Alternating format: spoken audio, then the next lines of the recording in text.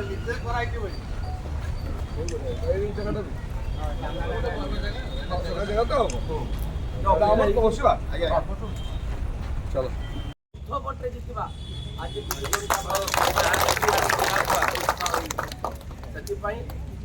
ओडिशार माननीय मुख्यमंत्री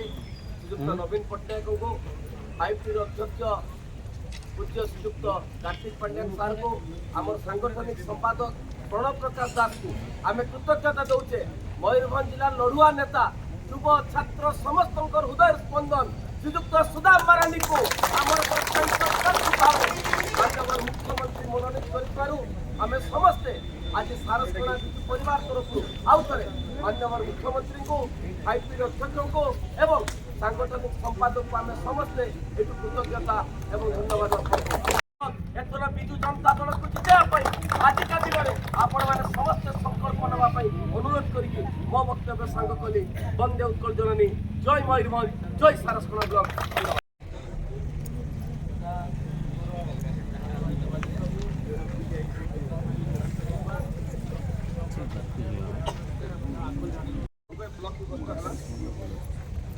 पूर्व प्रस्तुति अनुसार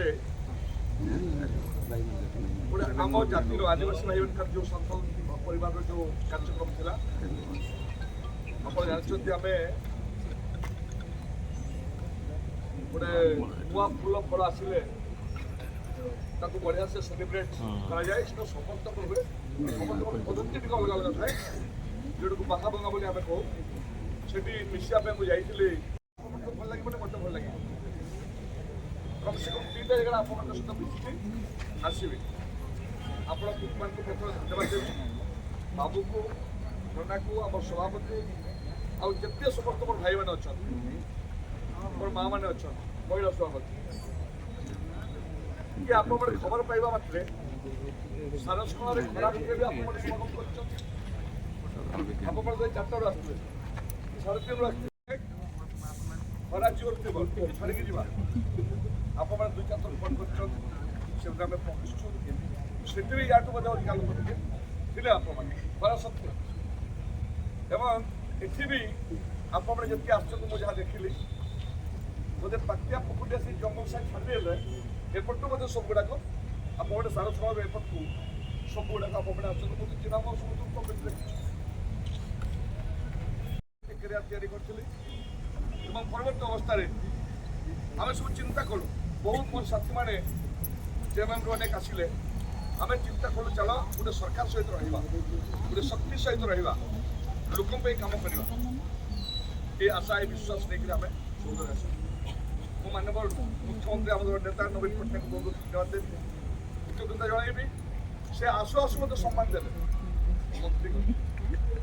एवं 19 मसीह जो पुणी जितिले से पुणी प्रमोशन कले कैबिनेट विथ रेवेन्यू आप देखिए बोधे ओडिशा माटी आदिवासी पिला के रेवेन्यू मिनिस्टर बोधे ये आम गोटे खुशी है गर्व लगे कम आदिवासी भाई मुझे आज पूजा करने आम मन धारा आगे आदिवासी मूर्ति नहीं गच को पूजा